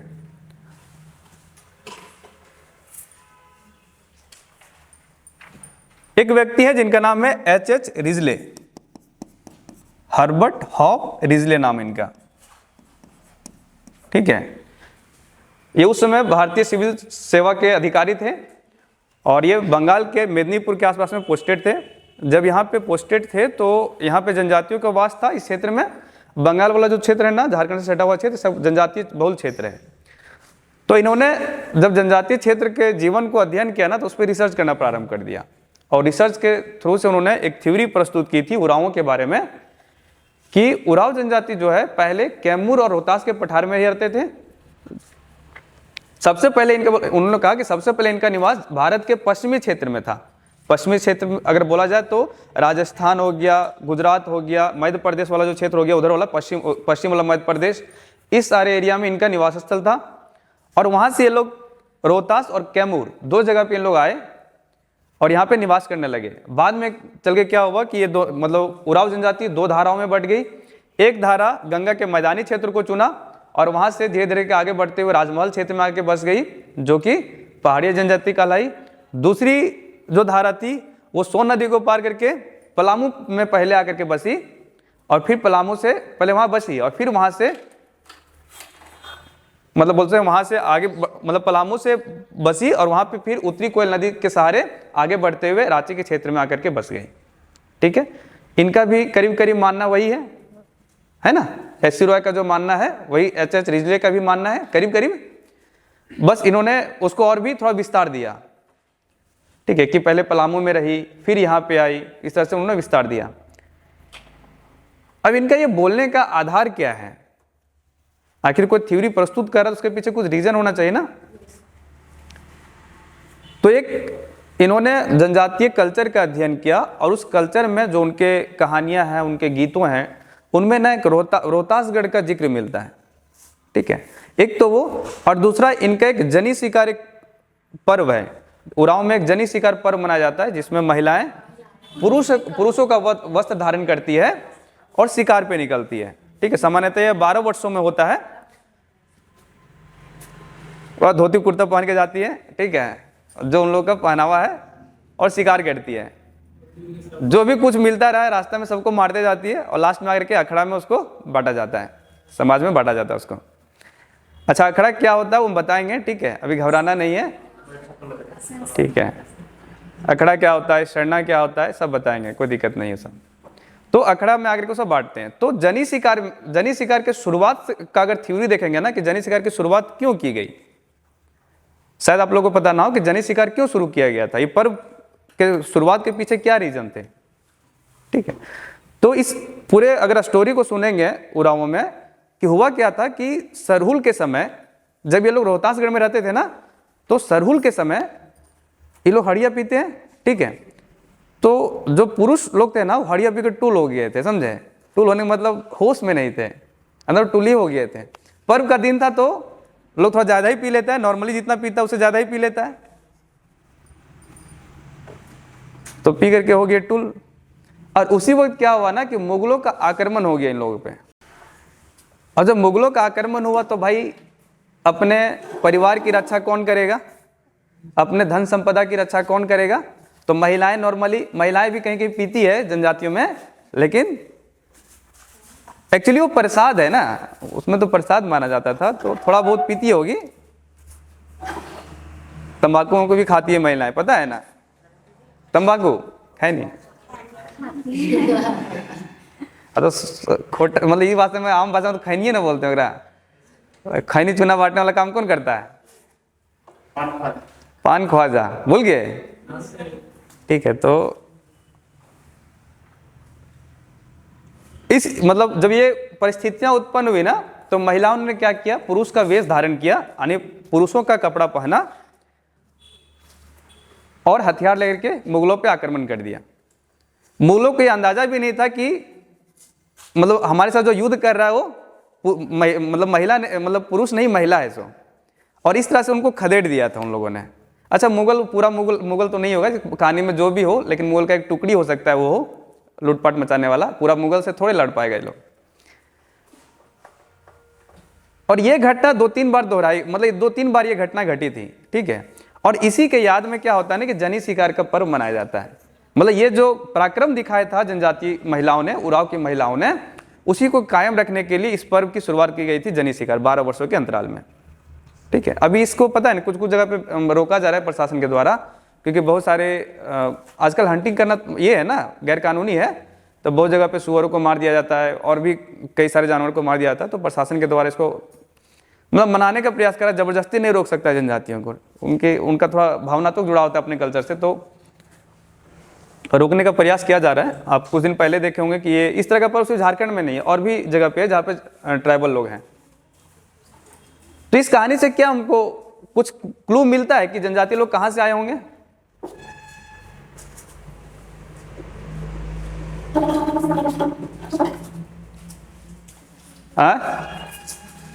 इस कहानी से हमको कुछ क्लू मिला कि जनजातीय लोग कहां से आए होंगे? सो मतलब उराव जनजाति कहां से आएंगे, इसका क्लू मिल रहा है आप लोगों को? अरे रोहतासगढ़ में आक्रमण हो रहा है, तो रोहतासगढ़ में तो रहते होंगे ना, तब ना आक्रमण हो रहा है वहां पे। तो इन्होंने इसको बेस बना करके बोला है कि ये लोग पहले रोहतासगढ़ में रहते थे, और जब वहां पे आक्रमण हुआ तो वो लोग वहां से क्या कहते हैं, वहां से इधर झारखंड की ओर आगे आए। समझे बात को? तो इन्होंने उस यहाँ के कल्चर को आधार बनाया, यहाँ की जो संस्कृति है, जो कि कहानी, जो भी लोक कथाएं चल रही है, उसको आधार बनाया था। ठीक है। एक मत और है जो कि अभी सबसे प्रमाणिक मत है। अभी तक जितना भी मत है ना वो ठीक है, लेकिन सबसे प्रमाणिक मत यह है कि इनका आगमन दक्षिण भारत से हुआ है, और उसका आधार है भाषाई जो प्रजाति है ना, जैसे द्रविडियन भाषा जो है, तो ये लोग कुड़ुक भाषा का प्रयोग करते हैं, जो द्रविडियन भाषा समूह का एक भाषा है। ठीक है। और हम लोग जब भाषाई आधार पर पूरा भारत को बांटते हैं तो देखते हैं कि द्रविडियन भाषा का जो विस्तार है वो दक्षिण भारत में है।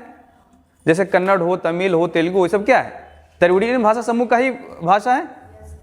तो इसीलिए ये माना गया कि उराव जनजाति जो थी वो पहले दक्षिण भारत में रहती थी, और वहां से इन लोगों का आगमन झारखंड में हुआ है। और ये किस बेसिस पे बोला गया? भाषाई आधार पे। ठीक है। इसीलिए कभी कभी आप लोगों को पूछ देगा कि जो उराव जनजाति है कौन सी समुदाय से है, तो द्रविडियन समुदाय से उसको लिख देता है। एक्चुअली वो प्रजातीय समुदाय पूछना जाता है कौन से प्रजातीय समुदाय से, लेकिन द्रविडियन को प्रजातीय समुदाय नहीं हो, भाषाई समुदाय है। समझ रहे हो बात को? तो इन्होंने बेसिस बनाया भाषाई समुदाय को, जो कि इनकी भाषा है कुड़ुक भाषा, और कुड़ुक भाषा द्रविडियन समुदाय से आता है, और द्रविडियन समुदाय का जो संकेंद्रण था वो दक्षिण भारत में था। इसीलिए ये माना गया कि जो प्रारंभिक निवास स्थल था उरावों का, वो कहाँ पे था? दक्षिण भारत में। ठीक है। चीजें क्लियर हुई? कहां से आया होगा सो? अच्छा, बहुत सारे मत है, तो याद नहीं भी रहते कोई दिक्कत नहीं, लास्ट में जरूर याद रख लेना है कि अगर पूछे कहां से आया था तो दक्षिण भारत से आया था, क्योंकि सबसे प्रमाणिक है ना। भाषाई अगर डेवलप हुआ है, द्रविडियन भाषा का डेवलप हुआ है झारखंड भारत में, तो कहाँ हुआ है? दक्षिण भारत में। वहीं पे सबसे बोल सकते कि द्रविडियन का विकास और एक उच्चतम स्तर पे जाने का जो कालक्रम है सारा दक्षिण में ही है, और वहीं से इस कुड़ुक भाषा भी द्रविडियन समूह से ही है। तो ये प्रमाणिक मतलब बोल सकते हैं प्रमाण दे रहा है ना कि हम वहीं से आए हुए हैं। ठीक है ना। उत्तर भारत में आर्य भाषा का जो था उसका डेवलपमेंट हुआ था, इंडो आर्यन भाषा जो था उसका डेवलपमेंट हुआ। तो लास्ट क्लॉज जरूर याद रख लेने। अब मैंने बताया कि जब ये लोग झारखंड में आए यहाँ पे तो एक घटना घटी, उस घटना को याद रखना है, क्योंकि उस घटना से एक मेला लगता है मुड़मा मेला, उससे जुड़ा हुआ ये घटना है। हुआ क्या कि जब जनजातीय लोग, मतलब जनजातीय बोल रहे हैं यहाँ पे मतलब उराव लोग, ठीक है, उराव जनजाति के बारे में बात हो रही है। अब जनजातीय बोल रहे हैं, सब जनजाति नहीं समझ लेना है, सिर्फ उराव के बारे में बात हो रही है। तो उराव कहीं, जब उराव जनजाति लोग झारखंड आए रांची वाले क्षेत्र में, तो यहाँ पे कौन सी जनजाति पहले से रह रही होगी?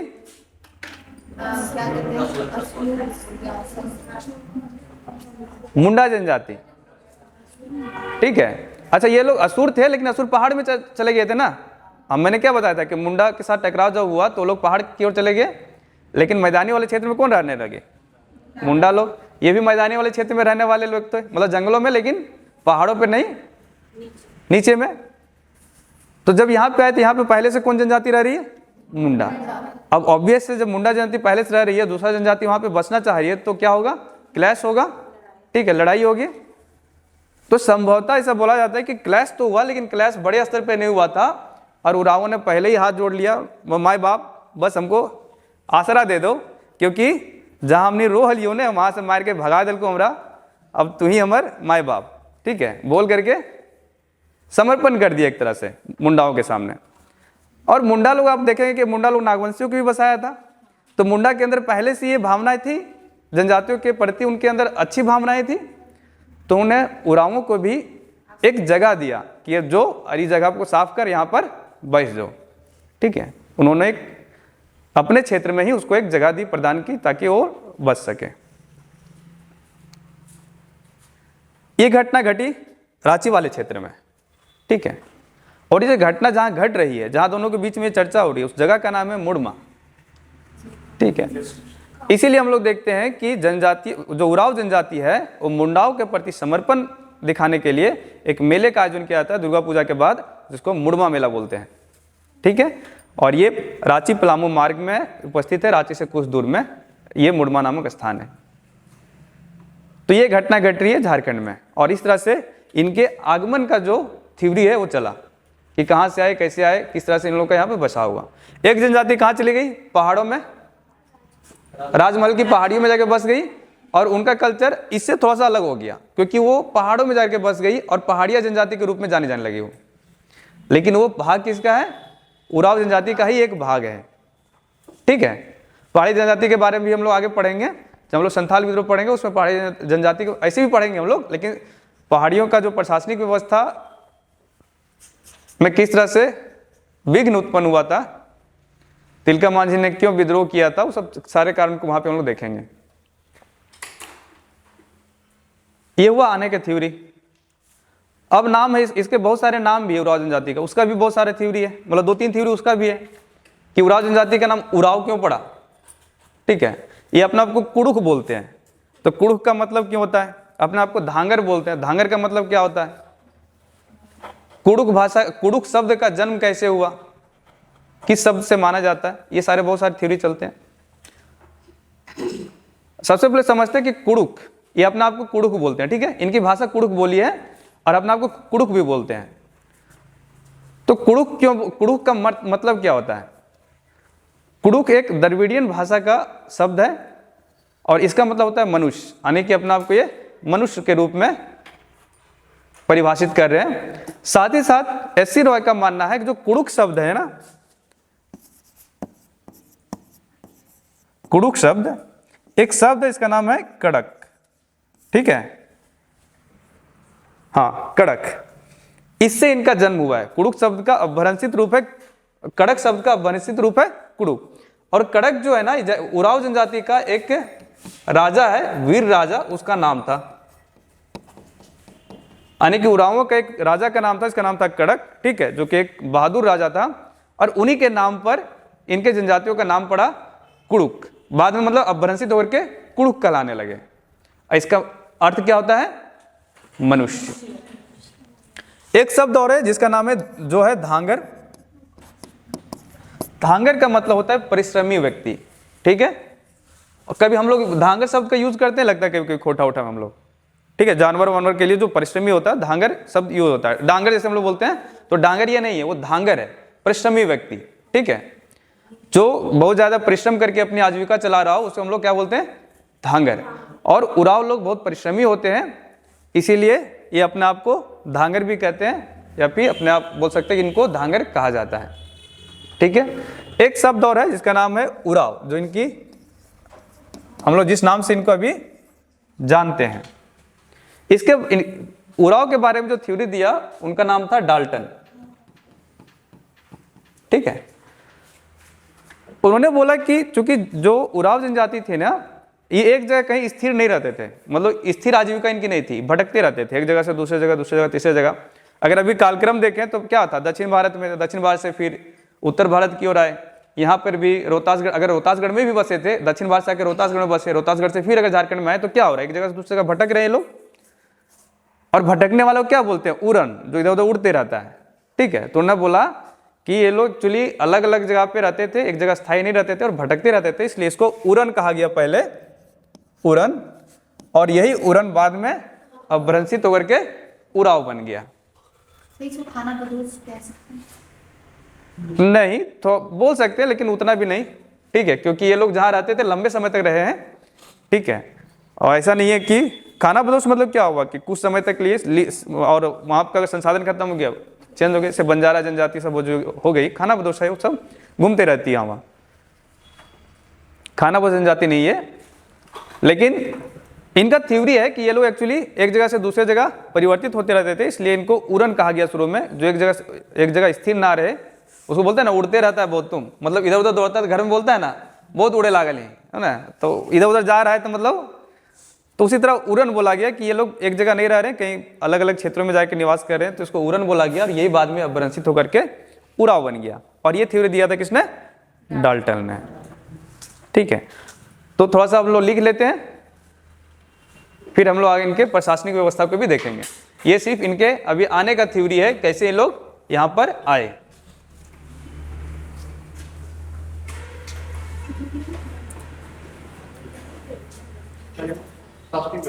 नहीं, अभी तो जहां लिखे हैं वहीं तक रहिए ना, अभी कुछ लिखे ही नहीं ना, अच्छा कोई बात नहीं। लिखिए,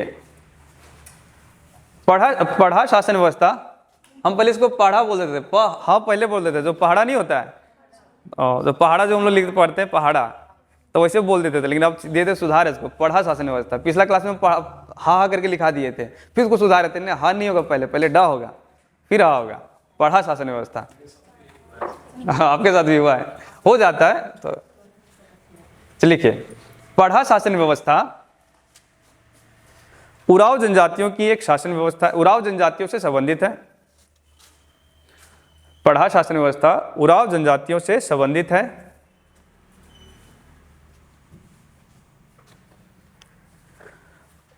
फुल स्टॉप। उराव झारखंड की दूसरी सबसे बड़ी जनजाति है। उराव झारखंड की दूसरी सबसे बड़ी जनजाति है। कुल जनजातीय जनसंख्या में इनका योगदान, कुल जनजातीय जनसंख्या में इनका योगदान 29.85% है। कुल जनजातीय जनसंख्या में इनका योगदान 29.85% है। 100% के करीब 86 लाख समथिंग इनकी आबादी है, उसमें से 29% इनकी आबादी है, ठीक है। 8.5%, 29.85% इनकी हिस्सेदारी है, यही लिखा है ना, फुल स्टॉप। उराव लोगों के या उराव जनजाति के झारखंड में प्रवेश से संबंधित या आने से संबंधित, कुछ भी लिख सकते हैं, प्रवेश से संबंधित कई सारे मत हैं जिसे निम्नलिखित रूप में देख सकते हैं।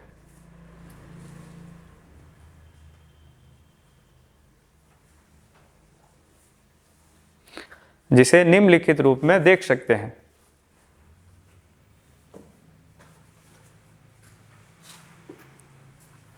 डैश करके लिखिए। पहला थ्योरी क्या है? कुछ लोगों का मानना है, इसमें मतलब कोई खास व्यक्ति नहीं मान रहा है इसके ये थ्योरी, लेकिन कुछ लोगों का मानना है, कुछ लोगों का मानना है कि उराव जनजाति का आगमन उसी क्षेत्र से हुआ है, उराव जनजाति का आगमन उसी क्षेत्र से हुआ है जिस क्षेत्र से मुंडा जनजाति का हुआ था, जिस क्षेत्र से मुंडा जनजाति का हुआ था।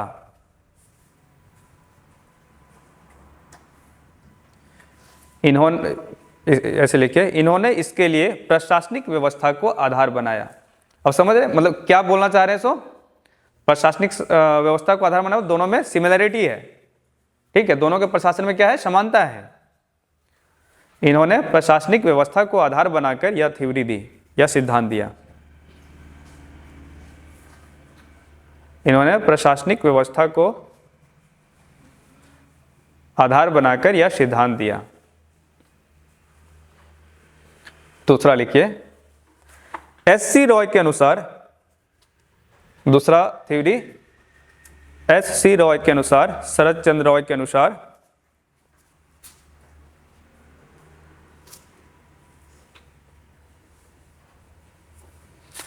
उराव लोगों का प्रारंभिक निवास स्थल रोहतासगढ़ था, या रोहतास पठार था, इस करके रोहतास पठार लिखिएगा। उराव लोगों का प्रारंभिक निवास स्थान रोहतास पठार था,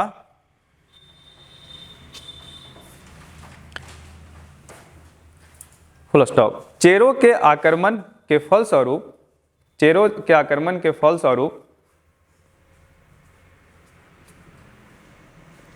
चेरों के आक्रमण के फलस्वरूप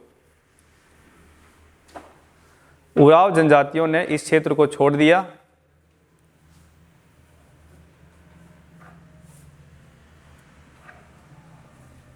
और पूर्व की ओर प्रवासित हुई। प्रवासित मतलब गए, माइग्रेट हुए, ठीक है। इस क्षेत्र को छोड़ दिया और पूर्व की ओर प्रवासित हुए, फुल स्टॉप। ये लोग दो धाराओं में बट गए,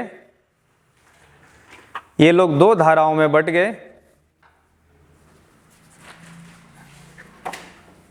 एक धारा, फुल स्टॉप के बाद, एक धारा गंगा नदी को, गंगा नदी के तट से होता हुआ या होते हुए, एक धारा गंगा नदी के तट से होते हुए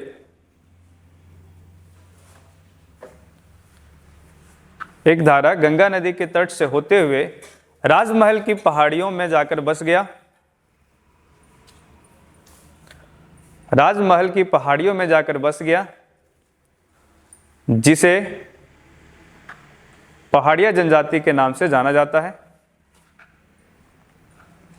जिसे पहाड़िया जनजाति के नाम से जाना जाता है।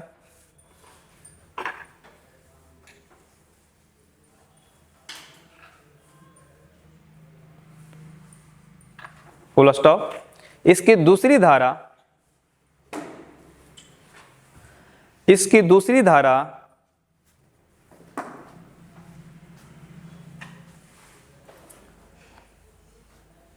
इसकी दूसरी धारा सोन नदी को पार कर, सोन नदी को पार कर, सोन नदी में सुनहरी रेत मिलते, सुनहरी रेत मतलब बहुत महीन रेत मिलता है, इसलिए इसको हिरण्यवा नदी भी बोला जाता है। हिरण्यवा ऐसा वो लिख सकते हैं, लिखना नहीं है, वो लिखाएंगे हिरण्यवा नदी, ऐसे आया तो बता दिए, नहीं लिखना है इसको, हम नदी पढ़ाएंगे वहां लिखाएंगे। कल के सोन नदी को पार कर उत्तरी कोयल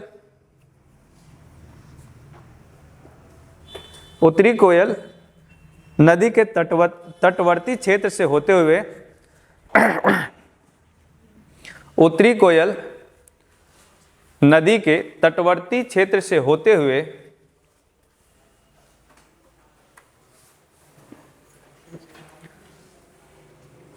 रांची के आसपास में आकर बस गई। रांची के आसपास में आकर बस गई।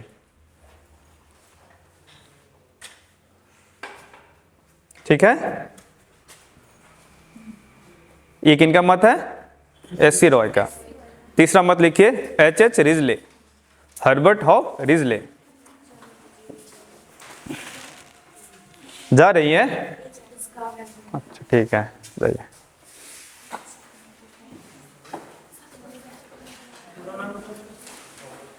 हर्बर्ट हॉफ रिजले, पूरा नाम नहीं पूछेगा वो, ऐसे ऐसे कुछ कुछ नाम इतने फेमस हो जाते हैं शॉर्ट में ही ना कि आपसे नाम नहीं पूछा इसका फुल फॉर्म क्या होता है। एस सी रो ही लिखेगा, शरद चंद्र नहीं लिखेगा। और लिखा भी तो जान जाइएगा, लिखना चाहते लिख सकते हैं। हर्बर्ट हॉफ रिजले थे और ये भी एक तरह से एंथ्रोपोलॉजिस्ट ही थे। बताया ना मैंने कि मेदिनीनगर क्षेत्र में आकर के इनका प्रशासन कर रहे थे, तो वहीं से इन्होंने इंटरेस्ट बढ़ा जनजातियों के प्रति और उनका रिसर्च करने लगे, उनके बारे में रिसर्च करना प्रारंभ किया। लिखिए एच एच रिजले के अनुसार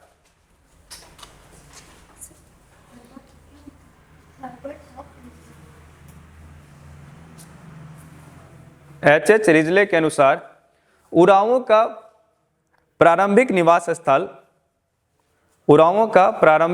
स्थल भारत का पश्चिमी क्षेत्र था।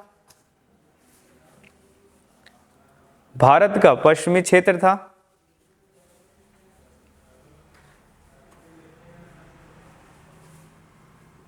Full stop.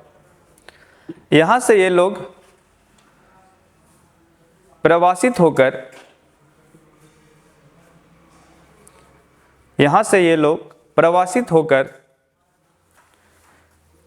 कैमूर की पहाड़ियां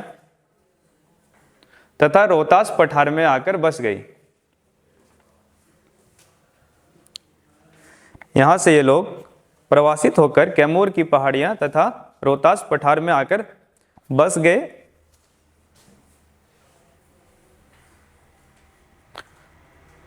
रोहतास पठार में आकर बस गए। Full stop. कालांतर में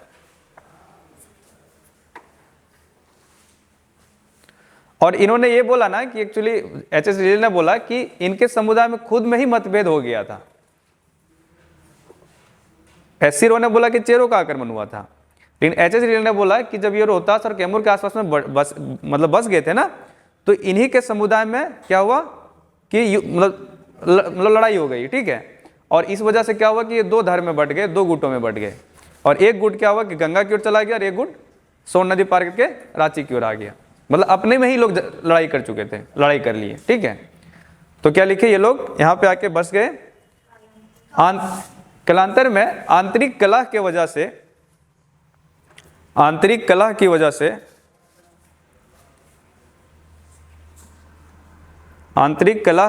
से ये लोग दो धाराओं में बट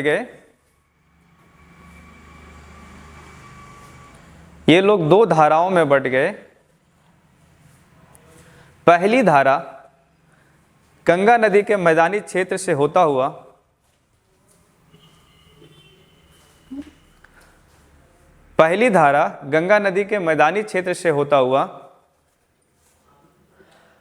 राजमहल में जाकर बस गई।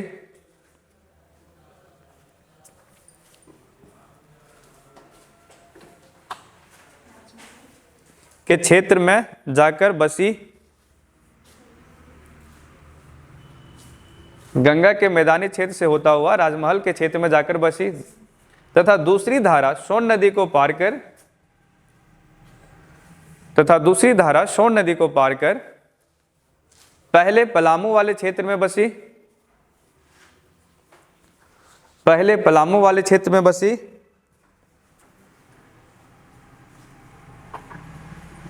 पुनः वहां से प्रवासित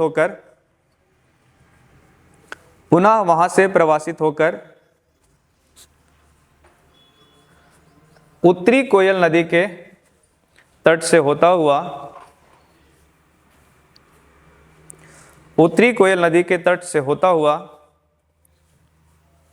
रांची के आसपास में आकर बसी, रांची में आकर बसी।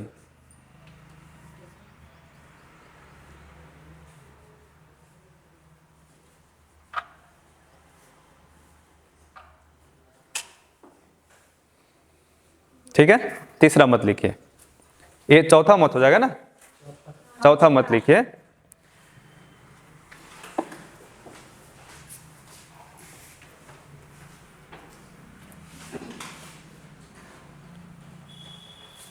उरावों की भाषा कुड़ुक है।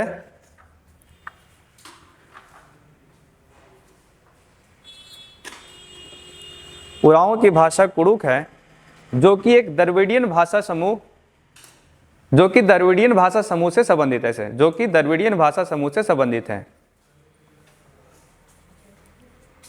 जो कि द्रविड़ियन भाषा समूह से संबंधित है, द्रविड़ियन भाषा समूह से संबंधित है।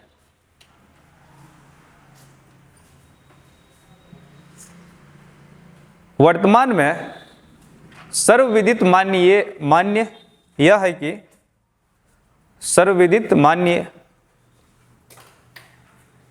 यह है कि उरावों का प्रवेश, ऐसे उरावों का प्राचीन निवास स्थल, उरावों का प्राचीन निवास स्थल भारत का दक्षिणी क्षेत्र था।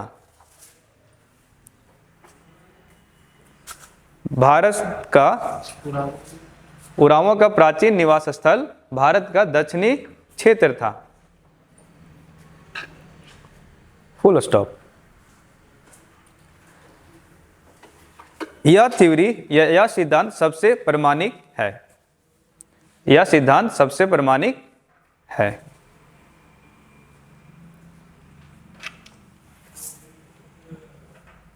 ठीक है,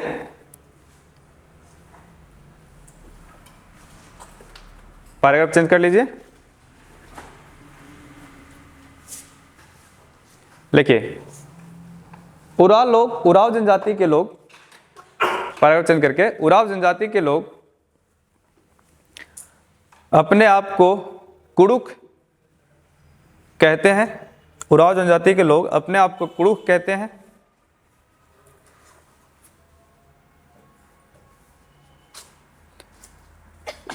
फुल स्टॉप। कुड़ुक शब्द द्रविड़ भाषा का, कुड़ुक द्रविड़ भाषा का एक शब्द है। कुड़ुक द्रविड़ भाषा का एक शब्द है, द्रविड़ भाषा का एक शब्द है जिसका अर्थ होता है मनुष्य, जिसका अर्थ होता है मनुष्य।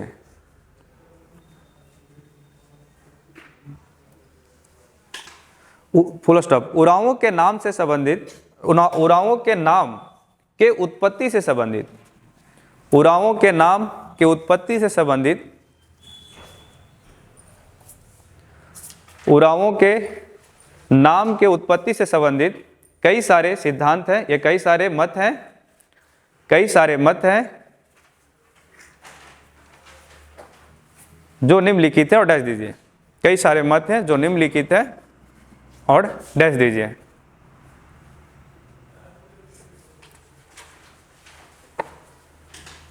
पहला लिखिए, एस.सी. रॉय के अनुसार,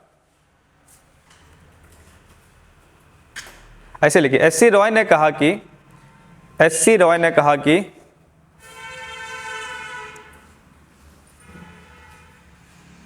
इनका एक वीर राजा, इनका एक वीर राजा कड़क था, कड़क था, कड़क लिखा हुआ है, कड़क। इनका एक वीर राजा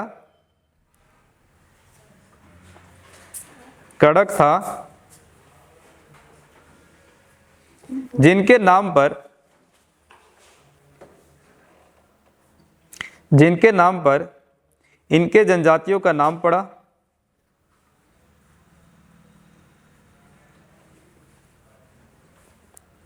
जिनके नाम पर इनके जनजातियों का नाम पड़ा, जो बाद में अपभ्रंशित होकर, जो बाद में अपभ्रंशित होकर कुड़ुक बन गया।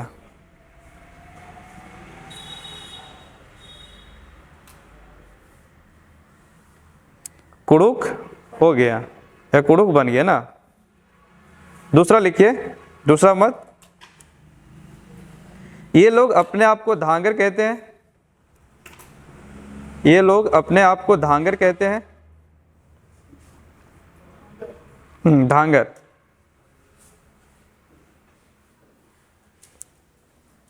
ये लोग अपने आप को धांगर कहते हैं, जिसका अर्थ होता है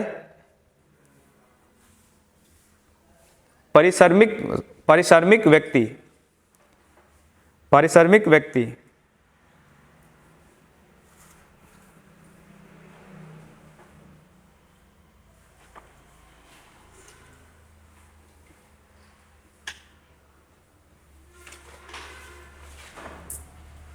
क्या है? पारिश्रमिक व्यक्ति। तीसरा मत लिखिए, डाल्टन के अनुसार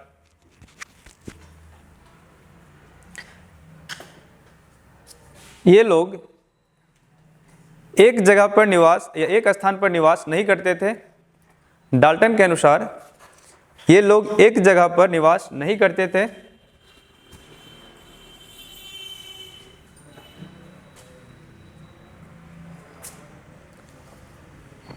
समय के साथ फुल स्टॉप, समय के साथ स्थान परिवर्तन करने के कारण, समय के साथ स्थान परिवर्तन करने के कारण इन्हें उरन कहा गया। इन्हें उरन कहा गया। उरन कहा गया, जो बाद में अपभ्रंशित होकर उराव बना। जो बाद में अपभ्रंशित होकर उराव बना।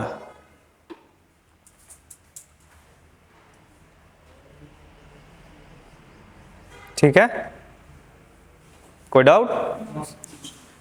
आज रहने देते इतना ही। थक गए क्या? बंद कर दीजिए।